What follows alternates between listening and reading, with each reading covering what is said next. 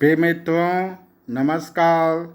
उत्तर प्रदेश अन्न सेवा चयन आयोग द्वारा पेट की परीक्षा संभवतः अक्टूबर या नवंबर में होना प्रस्तावित है। इसी को देखते हुए यह प्रैक्टिस सेट का प्रश्न 21 से 40 के तक आपके बीच लेकर आया हूँ। इस सेट का पहला श्रृंखला 1 से 20 तक हमारे पिछले वीडियो में दे दिए गए हैं। जो बंधु उस वीडियो को नहीं देख पाए हैं, कृपया उस वीडियो को देखने का प्रयास करें।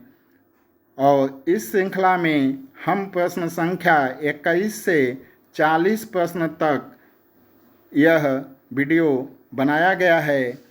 इस प्रश्न को आप लोग देखें और सटीक उत्तर लगाने का प्रयास करें।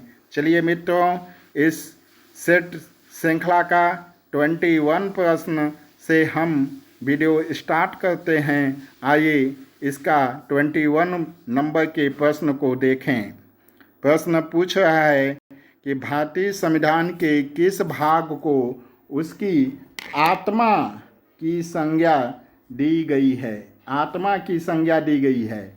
पहला विकल्प है प्रस्तावना, दूसरा विकल्प है कौशिक अधिकार, तीसरा विकल्प है नागरिकता, चौथा विकल्प है मूल कर्तव्य। तो संविधान के किस भाग को आत्मा की संज्ञा दी जाती है? तो ये प्रस्तावना। अगर प्रश्न पूछे कि भारतीय संविधान के किस अनुच्छेद को डॉक्टर भीमराव अंबेडकर आत्मा की संज्ञा दी, तो अनुच्छेद 32 को सांविधिक अधिकार है। इसको सांविधिक अधिकार है। इसको भीमराव अंबेडकर ने आत्मा की संज्ञा दी गई। परंतु प्रश्न में पूछा गया है भारतीय संविधान के किस भाग को उसकी आत्मा का संज्ञा दी गई है, तो हमारा उत्तर प्रस्तावना जाएगा। चलिए इस वीडियो श्रृंखला का अगला प्रश्न हम लोग देखते हैं। किस अनुच्छेद के द्वारा 6 से 14 वर्ष तक के बच्चों को शिक्षा का अधिकार मूल अधिकार माना गया है? पहला विकल्प अनुच्छेद 20, दूसरा विकल्प अनुच्छेद 21, तीसरा विकल्प अनुच्छेद 21 से, चौथा विकल्प अनुच्छेद 22। तो 6 वर्ष से 14 वर्ष तक के बच्चों को शिक्षा का मूल अधिकार हमारा अनुच्छेद 21 ए में दिया गया। यह 66वां संविधान संशोधन के तहत। कौन संशोधन के तहत भैया? संविधान संशोधन। यह एक्ट कब बनाया गया? 2002 में। चलिए इस पर भी ध्यान रखिएगा। इस प्रश्न श्रृंखला का अगला प्रश्न हम लोग देखते हैं। राष्ट्रपति पद के चुनाव के लिए कौन सी विधि अपनाई जाती है? चुनाव के लिए कौन सी विधि अपनाई जाती है? अनुपातिक प्रतिनिधित्व, एकल संक्रमण, अप्रत्यक्ष मतदान, ये सभी। तो भाई राष्ट्रपति के चुनाव में अनुपातिक प्रतिनिधित्व भी मनाया जाता है, एकल संक्रमणी पद्धति भी अपनाई जाती है, अप्रत्यक्ष मतदान होता है। तो हमारा विकल्प कौन सा टिक सही हो रहा है? उपयुक्त सभी। चलिए इस वीडियो श्रृंखला का हम अगला प्रश्न देखते हैं। प्रश्न है मंत्रिपरिषद सामूहिक रूप से किसके प्रति उत्तरदायी होता है? पहला विकल्प लोकसभा, दूसरा राष्ट्रपति, तीसरा राज्यसभा, चौथा प्रधानमंत्री। तो सामूहिक रूप से किसके प्रति उत्तरदायी होता है? तो लोकसभा के प्रति। अब पूछ दे मंत्रिपरिषद की अध्यक्षता कौन करता है? तो प्रधानमंत्री। इस पर विशेष ध्यान दीजिएगा। चलिए इस वीडियो श्रृंखला का अगला प्रश्न देते हैं कि प्रश्न पूछ रहा है कि स्वतंत्र भारत के पहले भारतीय गवर्नर जनरल। इस पर विशेष ध्यान दीजिएगा। पहले भारतीय गवर्नर जनरल। विकल्प है चक्रवर्ती श्री राजगोपालाचारी, सच्चिदानंद सिन्हा, तीसरा विकल्प लॉर्ड माउंटबेटन और चौथा विकल्प है डॉक्टर राजेंद्र प्रसाद। तो पहले भारतीय गवर्नर जनरल कौन थे भैया? चक्रवर्ती राजगोपालाचारी। अगर पूछ दे स्वतंत्र भारत के प्रथम गवर्नर जनरल कौन थे, स्वतंत्र भारत के प्रथम गवर्नर जनरल, तब हमारा उत्तर लॉर्ड माउंटबेटन जाता। चलिए इस वीडियो श्रृंखला का अगला प्रश्न देखते हैं। पूछ रहा है प्रश्न में, कोशिका का शक्तिगृह पावर हाउस कहा गया है? माइटोकॉन्ड्रिया को, लाइसोसोम को, राइबोसोम को, कोशिका द्रव को। तो पावर हाउस कोशिका का किसका कहा गया है? माइटोकॉन्ड्रिया को। चलिए इस वीडियो श्रृंखला का अगला प्रश्न देखते हैं। प्रश्न कह रहा है कि निम्नलिखित में से कौन सा जोड़ा सही सुमेलित नहीं है? प्रश्न को देखिएगा, कौन सा जोड़ा सही नहीं है। चलिए, प्रतिरोध का ओम तो होता ही है, विद्युत धारा का एम्पियर होता है, एम्पियर न देकर वोल्ट लिख दिया है, तापमान का केल्विन, एक केल्विन है, कार्य का जूल या अग होता है। तो कौन सा विकल्प सुमेलित नहीं है पूछ रहा है, तो हमारा कौन सा विकल्प होगा? डी। चलिए इस वीडियो श्रृंखला का अगला प्रश्न देखते हैं। मानव मस्तिष्क का सबसे बड़ा भाग कौन सा है? सबसे बड़ा भाग पूछा है। पहला विकल्प है प्रमस्तिष्क, दूसरा है अनुमस्तिष्क, तीसरा है मेडुला ऑब्लांगेटा और चौथा विकल्प है मेरुरज्जु। तो सबसे बड़ा भाग कौन सा होता है? प्रमस्तिष्क। चलिए इस वीडियो श्रृंखला का अगला प्रश्न हम लोग देखते हैं जल्दी जल्दी। अम्लराज या एक्वारेजिया में सांद्र HCl एवं सांद्र HNO3 का अनुपात क्या होता है? HCl HNO3 का अनुपात पूछ रहा है। पहला विकल्प 1:3, दूसरा 3:1, तीसरा 2:3, चौथा 3:2। तो इसका सटीक उत्तर क्या होगा? ये 3:1 के अनुपात में है, इसलिए इसका विकल्प बी है। चलिए इस श्रृंखला का अगला प्रश्न है, निम्नलिखित में से कौन सा बल का मात्रक नहीं है? नहीं पर है, बल का मात्रक पूछ रहा है। पहला विकल्प है किलोमीटर प्रति सेकेंड स्क्वायर, दूसरा विकल्प है न्यूटन, तीसरा विकल्प है डाइन, चौथा विकल्प है वाट। तो कौन सा नहीं है भैया? बल का मात्रक पूछ रहा है, नहीं है। तो किलोमीटर प्रति सेकेंड स्क्वायर ये भी होता है, न्यूटन भी है SI पद्धति में, और डाइन भी है। डाइन पूछा जाता है, तो इसका डाइन का कितना होता है बल में? तो 10⁵5 वाट। ये शक्ति का मात्रक है। किसका मात्रक भैया? शक्ति का। तो कौन सा विकल्प जा रहा है? सी। ये हमारा किसका है? शक्ति का है। ये विशेष ध्यान दीजिएगा। चलिए इस वीडियो श्रृंखला का अगला प्रश्न हम लोग देखते हैं। प्रश्न पूछ रहा है, 35 सही 5/3 में कितने 1/9 शामिल हैं? विकल्प है पहला 340, दूसरा है 330, चौथा है 350 और चौथा विकल्प 300। चलिए लगाते हैं हम लोग। पूछ रहा है कि 35 सही 5/3 में कितना में कितने 1/9 हैं? तो कितने 1/9 हैं? तो यक्स गुणे 1/9।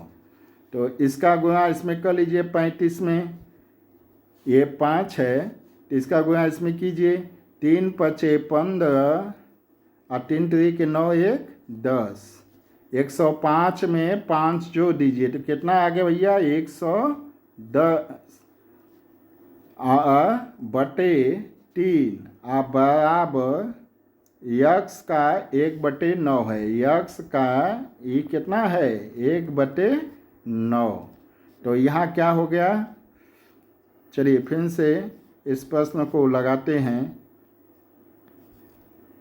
कि 35 सही 5/3 है में कितना यक्स 1/9 शामिल है? तो इसका गुणा इसमें करेंगे। 3×5 = 15, 3×3 = 9, 1 10, 105। 105 में 5 जोड़ दीजिए तो 110/3। ये क्या हो गया भैया, x/9। 3 में 3 के 9, 3 का गुणा 110 में कर देंगे तो x इजकल टू कितना आ जाएगा, 11×33, 330। तो हमारा कौन सा विकल्प सही हो रहा है भैया, 330। चलिए इस वीडियो श्रृंखला का अगला प्रश्न देखते हैं। प्रश्न कह रहा है कि एक गांव में 30% लोग शिक्षित हैं।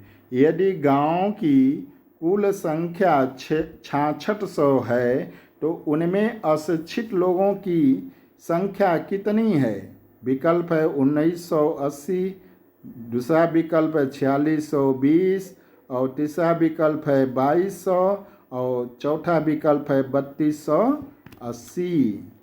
चलिए तो इसको क्या करें भैया, तो शिक्षित कितने लोग हैं, 30% शिक्षित हैं। तो अशिक्षित कितने होंगे, तो 100 में 30 घटा दीजिए, कितना भैया अशिक्षित हैं, 70% अशिक्षित हैं। तो गांव की कुल जनसंख्या कितनी है, अब यहाँ शिक्षित अशिक्षित में संबंध कितना हो गया, 70 का। तो कुल जनसंख्या कितनी है, 6600 है। ठीक, तो पूछ रहा है कि अशिक्षित, ये संख्या अशिक्षित की है तो 70, और कुल संख्या कितनी, 30 70 में जोड़ दीजिए तो 100, 2 शून्य से 2 शून्य कट गया, 60 का गुणा इसमें कर दीजिए, 60 छंग 42 और 60 छंग 42 और 4 46, 4620। देखिए 4620 किस विकल्प में है, विकल्प बी में है। चलिए इस वीडियो श्रृंखला का अगला प्रश्न हम लोग देखते हैं। एक बाग में 15,625 पौधों को इस प्रकार लगवाया है कि प्रत्येक कतार में उतने ही पौधे हैं जितनी कतारों की संख्या है। तो प्रत्येक कतार में कितने पौधे हैं, तो विकल्प दे रहा है 125, 85, तीसरा विकल्प 135 और चौथा विकल्प 105। तो इस प्रश्न को हम लोग कैसे लगाएंगे, तो 15,625 का वर्गमूल निकाल लीजिएगा, इसका वर्गमूल। तो और वर्गमूल निकालने का तरीका है कि अपने लेफ्ट साइड राइट साइड से ये जोड़ा बना लीजिए, 2 का। अब 1 का वर्गमूल 1 निकाल लेंगे, 1 से 1 कट गया, 1 1 2, तो ये कितना हो गया, 56 हो गया। 2 का भागा इसमें दे दीजिए तो 2 बाज जाएगा, 2 यहाँ उतरा, 2 दूना के 4, 2 दूना के 4, 6 में से 4 गया 2, 5 में 4 गया 1। अब क्या उठाएगा, डबल जोड़े में, तो 25 उतरा, तो 1 2, तो विकल्प के अनुसार 1 2 मिल गया ना, तो यहाँ 5 में जाएगा, तो विकल्प हमारा कौन सही हो रहा है, 125। चलिए इस वीडियो श्रृंखला का अगला प्रश्न हम देखते हैं। प्रश्न पूछ रहा है कि x-3 बराबर 5, x-6 बराबर 60 इजकल टू 6 माइनस कोष्ट में 2x-1/35, तो x का मान क्या है। पहला विकल्प है 20 और दूसरा विकल्प है 18, तीसरा विकल्प है 40, चौथा विकल्प है 36। तो चलिए इस प्रश्नों को आप ध्यान दीजिए, 5 है ये 7 है, 5 7 का एलसीएम ले लीजिएगा तो कितना आया, 35, 5 7 का एलसीएम 35, 5 7 35, 7 आया, 7 का इसमें गुणा कर दीजिए तो क्या हो जाएगा, 7x माइनस 21 इजकल टू नहीं, यहाँ पर ध्यान दीजिएगा, ये माइनस 21 आया, अब प्लस, ध्यान दीजिए, अब 7 का गुणा इसमें कीजिए, भाग कीजिए, 7 पचे 35, 5 आया, 5 का उस पर गुणा कीजिए, 5x माइनस 20, ये हमारा इस साइड का आ गया। अब इजकल टू के साइड में देखिए, ये ध्यान दीजिएगा, ये 6 है तो 35 का गुणा 6 में कर दीजिए, तो 6 पचे 30 और 6 18 3 21, 210 माइनस, अब 35 से 35 कट जाएगा तो उस पर क्या आया 2x, अगर कोष्ठ खोलेंगे तो माइनस माइनस प्लस 1 हो गया। अब बटे 35, तो 35 से 35 यह काट दीजिए और 7x, ये देखिए 7x ये 5x को जोड़ लीजिए, 7 5 12x, अब माइनस 21 और 20 को जोड़ लीजिए तो 41, और इस साइड क्या बचा 210 और माइनस 2x, एक है प्लस एक है तो इसमें जोड़ लीजिए तो ये एक कर दीजिए, 211 और माइनस 2x, ठीक। और 2x को ट्रांसफर इस साइड करेंगे तो 12x प्लस 2x, ये माइनस में है ध्यान दीजिएगा, इजकल टू 211, ये माइनस 41 को ट्रांसफ़र करेंगे इस साइड तो प्लस 41 आ गया। तो हमारा कितना हो गया 12 2 14x इजकल टू, इसको जोड़ लीजिए, 1 1 2 और 7 1 8, इधर 41 है ध्यान दीजिएगा, 4 1 5 होगा और 252, तो 14x बराबर 252, तो x बराबर, इसको काटेंगे काट दीजिए, 14 इकाइम 14, अब बचा 11, 14 बटे 112, तो विकल्प क्या है, x का मान क्या आया 18 आया। देखिए विकल्प में 18 है तो विकल्प में 18 कोने में है, 2 से विकल्प में। चलिए इस वीडियो श्रृंखला का अगला प्रश्न हम लोग देखते हैं। सचिन तेंदुलकर की 11 पारियों का एक निश्चित औसत है, उसने अपनी 12वीं पारी में 120 रन बनाए, 12वीं पारी में कितना बनाया 120 रन, अपने औसत में 5 रन की वृद्धि कर दी, तो उसका नया औसत क्या है। पहला विकल्प 60, दूसरा 62, तीसरा 65, चौथा 66, तो 12वीं पारी में कितना बनाया भैया 120 इजकल टू, अब ध्यान दीजिएगा, सॉरी 120, 12वीं पारी में 120 रन बनाया और अपने औसत रनों में 5 रनों की वृद्धि कर ली, तो क्या करेंगे भैया 12वीं पारी में 120 रन बना लिया, 120 रन इजकल टू, तो उसके रन औसत क्या हो जाएंगे, माना रन औसत x है और 5 रन, 11 पारी तक खेला, 11 पचे, 11 में 5 का गुणा करना, 11 पचे 55, 120 इजकल टू x प्लस 55, ठीक। 55 को ट्रांसफ़र कर देंगे, x 120 माइनस 55, तो 120 में 55 घटा कितना आया, 10 में से 5 गया 5, 11 में से 5 गया 6, तो कितना आ गया भैया, नया औसत कितना आ गया 65, विकल्प में कौन है 65, देखिए विकल्प नंबर सी में 65 है, इसका सटीक उत्तर पूछा है उसका नया औसत क्या होगा तो 65। चलिए इस वीडियो श्रृंखला का अगला प्रश्न हम लोग देखते हैं। निम्नलिखित में से उस विकल्प का चयन करें जो जान हथेली पर रखना मुहावरे का अर्थ व्यक्त करता है। जो जान हथेली पर रखने का मुहावरे का अर्थ क्या होता है, सुविधाजनक कार्य करना, जान को हथेली के ऊपर रखना, जीवन को संकट में डालना, जान कीमती होना। इस प्रश्न का उत्तर क्या होगा भैया, जान को हथेली, जो जान हथेली पर रखता है तो अपना जीवन संकट में डालता है, विकल्प सी। चलिए कह रहा है प्रश्न में कि दिए गए पर्यायवाची शब्द का चयन करें। महादेव का पर्यायवाची क्या होगा? ब्रह्मा होगा? नहीं। कृष्ण होगा? नहीं।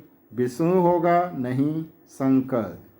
तो महादेव का पर्यायवाची क्या हो रहा है? शंकर। चलिए अगला विकल्प प्रश्न पूछ रहा है कि दिए गए वाक्यांश के लिए एक शब्द दीजिए। काम से जी चुराने वाला। पहला विकल्प है कर्मठ, दूसरा मेहनती, तीसरा कामचोर, चौथा निर्लज। भैया जो काम से जी चुराएगा उसको क्या कहेंगे? काम चोर। चलिए इस वीडियो श्रृंखला का 39 प्रश्न क्या पूछ रहा है? कह रहा है कि दिए गए शब्दों का विलोम चुनिए। शोक। शोक क्या होता है? विकल्प दिया है हर्ष, दूसरा दुर्भाग्य, तीसरा सौभाग्य, चौथा दुख। तो शोक किसका होता है विलोम? तो हर्ष का होता है। दुर्भाग्य का विलोम क्या होता है? सौभाग्य। सौभाग्य का विलोम दुर्भाग्य। दुख का विलोम सुख। ध्यान दीजिएगा। तो शोक का हर्ष होगा। चलिए इस वीडियो श्रृंखला का अंतिम प्रश्न हम लोग लगाने का प्रयास करते हैं। प्रश्न पूछ रहा है सही वर्तनी शब्द का चयन करें। पहला है अतिथि गृह, दूसरा है अतिथि गृह, और सी विकल्प है अतिथि ग्रह, और चौथा विकल्प है अतिथि गृह। वर्तनी भी आप लोग ठीक से समझने का प्रयास करें कि पूछा है वर्तनी कौन शुद्ध रूप से लिखा गया है। तो यहाँ पे शुद्ध वर्तनी हमारा वर्तन कौन सा शुद्ध है? तो अतिथि गृह बोला जाता है। अतिथि गृह।